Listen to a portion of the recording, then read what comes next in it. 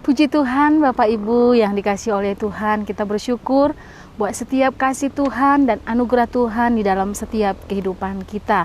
Puji Tuhan, saat hari ini kita akan kembali merenungkan kebenaran firman Tuhan yang saya beri tema percaya kepada Tuhan. Kita buka Alkitab kita di dalam Markus pasal yang ke-11 di ayat yang ke-22 sampai dengan ayat yang ke-23. Saya akan bacakan untuk kita semua. Markus pasal 11 ayat 22 sampai dengan ayat 23. Firman Tuhan.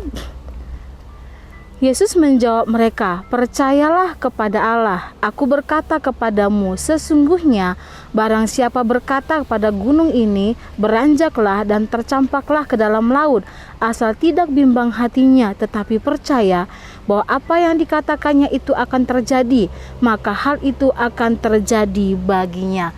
Puji Tuhan, Bapak Ibu yang dikasihi oleh Tuhan, ini adalah pengalaman murid-murid Tuhan Yesus bersama dengan Yesus, bagaimana mereka melihat ketika Yesus mengutuk pohon ara, pohon itu menjadi layu. Dan di sana dikatakan, Yesus dia berkata kepada murid-muridnya, "Percayalah kepada Allah." Percaya dalam bahasa Ibrani mengandung dua arti. Yang pertama, bergantung pada Tuhan. Yang kedua, taat atau setia. Sedangkan dalam bahasa Yunani memiliki pengertian sebuah aktivitas yang berkesinambungan. Jadi, percaya adalah bertekun untuk bergantung pada Tuhan dan siap menyatakan kesetiaan dan ketaatan. Bapak Ibu yang dikasihi oleh Tuhan, kita sebagai anak-anak Tuhan, kita sebagai orang-orang percaya, sama seperti yang Yesus sampaikan kepada murid-muridnya, supaya apa? Mereka percaya kepada Tuhan, mereka melihat mujizat yang Yesus lakukan, yaitu ketika Yesus mengutuk pohon ara itu, dan pohon ara itu di sana dikatakan firman Tuhan, pohon itu menjadi layu, dan dia menyampaikan kepada muridnya supaya percaya kepada Tuhan, yaitu bergantung sepenuhnya kepada Tuhan, menaruh harapan hanya kepada Tuhan, pasrah kepada Tuhan, pasrah menurut kehendak dan rencana Tuhan. Percaya adalah penyerahan diri secara total kepada Tuhan. Bagian kita hanya percaya, sedangkan bagian Tuhan yaitu melakukan apa yang kita percayai. Tuhan hanya meminta kita untuk percaya sepenuhnya kepada Tuhan. Dan bagian Tuhan yaitu melakukan apa yang kita percayai, apa yang kita yakini Tuhan akan lakukan di dalam setiap kehidupan kita. Jadi bagaimana seharusnya sikap orang percaya? Yaitu yang pertama, percaya dan meminta kepada Allah. Di ayat yang ke-22 tadi di sana dikatakan, Yesus menjawab mereka, "Percayalah kepada Tuhan." Ketika kita mempercayai Tuhan di dalam setiap kehidupan kita, maka kita sebagai anak-anak Tuhan, di sana dikatakan, mintalah kepada Tuhan. Tuhan tidak meminta kita supaya kita meminta kepada orang lain atau mempercayai apa yang ada dalam dunia ini. Tetapi yang Tuhan inginkan yaitu kita sebagai orang-orang percaya, kita sebagai orang-orang yang berkenan di hadapan Tuhan, yang menaruh harapan, yang bergantung sepenuhnya kepada Tuhan. Tuhan katakan, minta kepada Tuhan. Minta sepenuhnya hanya kepada Tuhan. Kepercayaan muncul yaitu ketika kita memiliki komunikasi kepada Tuhan, memiliki komunikasi yang erat bersama dengan Tuhan, sehingga apa? Kita tahu apa yang menjadi kehendak Tuhan di dalam setiap kehidupannya. Makanya Yesus dia menyampaikan adalah, Yesus menjawab, "Percayalah kepada Allah dan yakini bahwa apa yang kita minta pasti Tuhan jawab. Apa yang kita minta pasti Tuhan dengar dan Dia akan mengabulkan di dalam setiap kehidupan kita." Yang kedua, sikap orang percaya yaitu percaya dan yakin sudah menerimanya. Di ayat yang ke-24 saya bacakan, "Karena itu aku berkata kepadamu, apa saja yang kamu minta dan doakan, percayalah bahwa kamu telah menerimanya, maka hal itu akan diberikan kepadamu." Bapak Ibu yang dikasihi oleh Tuhan, percaya dan meyakini. Ketika kita mempercayai Tuhan secara sepenuhnya, percaya total dan taat akan Tuhan, dan firman Tuhan menjelaskan, yakini bahwa apa yang engkau minta sudah engkau terima. Karena apa? Sesuai dengan firman Tuhan. Firman Tuhan mengatakan apa yang kamu minta akan kamu terima. Ketika kita minta sesuai dengan kebenaran firman Tuhan, maka kita yakini karena itu adalah sesuai firman, sesuai dengan kehendak Tuhan, Tuhan akan menjawab, Tuhan akan mengabulkan.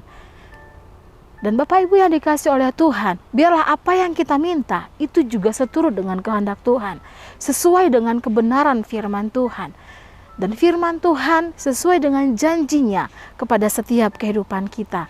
Yakini dan percayai kita sudah menerimanya.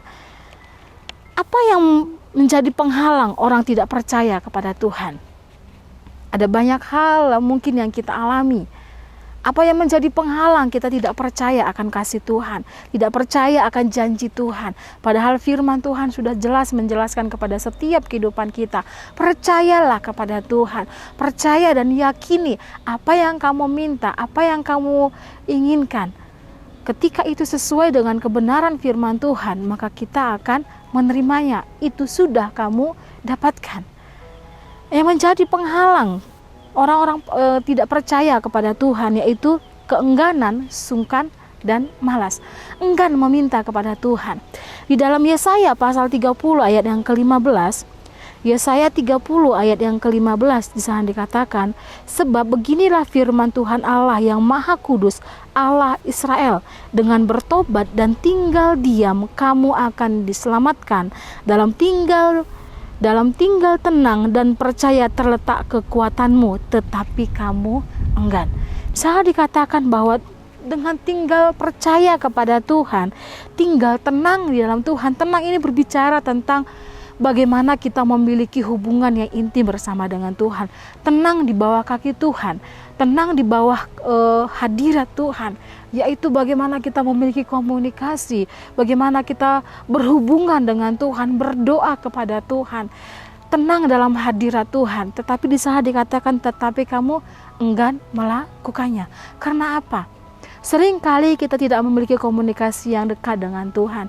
Seringkali tidak memiliki komunikasi yang intens bersama dengan Tuhan. Karena apa? Karena kesibukan kita mungkin, karena masalah yang kita hadapi, karena persoalan yang kita hadapi, yang silih berganti mungkin datang kepada kita.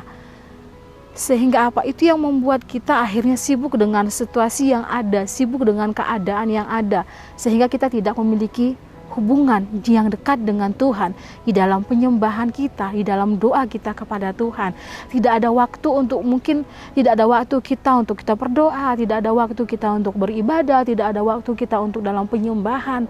Tapi yang Tuhan inginkan adalah mari berikan waktu kita kepada Tuhan. Percaya kepada Tuhan segala sesuatu yang Tuhan izinkan, segala masalah yang Tuhan izinkan.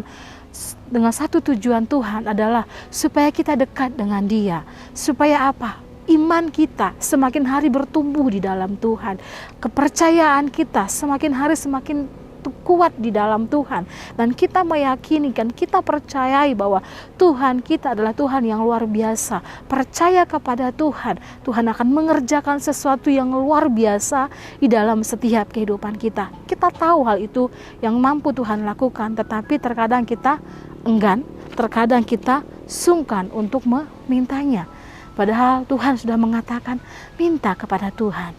Bapak Ibu yang dikasih oleh Tuhan, percaya kepada Tuhan bahwa segala sesuatu Tuhan akan lakukan dalam setiap kehidupan kita. Bagaimana caranya supaya kita terus percaya kepada Tuhan?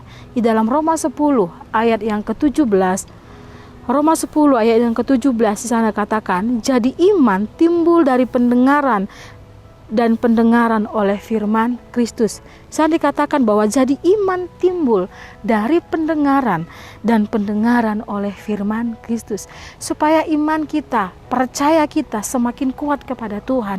Yang pertama yaitu jangan pernah lupa untuk membaca firman. Baca firman Tuhan. Dari firman Tuhan, dari Alkitab inilah kita akan mengetahui banyak janji-janji Tuhan. Kita akan mengenal Tuhan kita dengan baik, karakter Tuhan kita dengan baik, siapa Allah kita, siapa Dia yang kita percaya, yaitu Tuhan Allah yang hidup. Yang kedua yaitu perkatakan firman. Apa yang kita baca?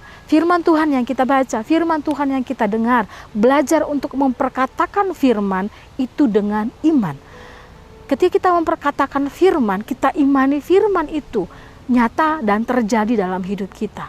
Kita yakini bahwa kita percaya Tuhan itu ajaib dan itu akan terjadi. Tuhan itu mampu melakukan segala sesuatu. Tuhan itu pelindung, Tuhan itu pemelihara. Belajar perkatakan firman, belajar mengucapkan firman Tuhan. Apapun yang kita alami, apapun yang persoalan yang kita alami, belajar untuk memperkatakan firman Tuhan. Perkatakan firman Tuhan dengan iman. Yang ketiga, yaitu tinggal dalam penyembahan. Artinya, biarkan hadiratnya penuh dalam hidup kita. Tinggal dalam penyembahan kepada Tuhan. Terkadang Bapak Ibu yang dikasih oleh Tuhan, ketika kita mempunyai masalah, ketika kita memiliki persoalan yang berat sekalipun yang kita hadapi dan kita tidak bisa mampu lagi untuk berkata-kata, mari Bapak Ibu yang dikasih oleh Tuhan, terkadang kita tidak bisa, nggak usah meminta kepada Tuhan, Tuhan saya seperti ini. Tapi terkadang kalau kita memiliki waktu ketika kita masuk ke kamar, kita berdoa, kita hanya butuh penyembahan kepada Tuhan. Berdoa, bernyanyi kepada Tuhan, menyembah Tuhan, mengagungkan nama Tuhan. Firman Tuhan mengatakan bahwa sebelum kita meminta, Tuhan tahu apa yang menjadi kebutuhan kita. Tuhan tahu apa yang menjadi persoalan kita. Tetapi terkadang Tuhan inginkan di dalam persoalan itu kita datang menyembah Tuhan. Kita datang memuji Tuhan. Biarkan hadiratnya memenuhi hidup kita. Karena apa? Ketika hadirat Tuhan memenuhi seluruh hidup kita, ada hati yang lembut, ada firman Tuhan. Firman Tuhan itu akan sangat mudah masuk dalam setiap kehidupan kita. Biarkan hadirat Tuhan, Roh Kudus memenuhi seluruh kehidupan kita. Dan di sanalah kita akan melihat, menyaksikan kuasa Tuhan ada dalam setiap hidup kita. Puji Tuhan, Bapak Ibu yang diberkati oleh Tuhan, tetap percaya kepada Tuhan. Percaya sepenuhnya hanya kepada Tuhan. Sama seperti murid-murid Tuhan Yesus, mereka melihat mujizat yang Yesus lakukan. Dan saya yakin dan percaya itu juga akan kita lihat ketika kita tetap percaya kepada Tuhan dalam kondisi dan persoalan apapun yang kita hadapi. Mari tetap andalkan Tuhan, bergantung sepenuhnya hanya kepada Tuhan. Puji Tuhan, kita berdoa.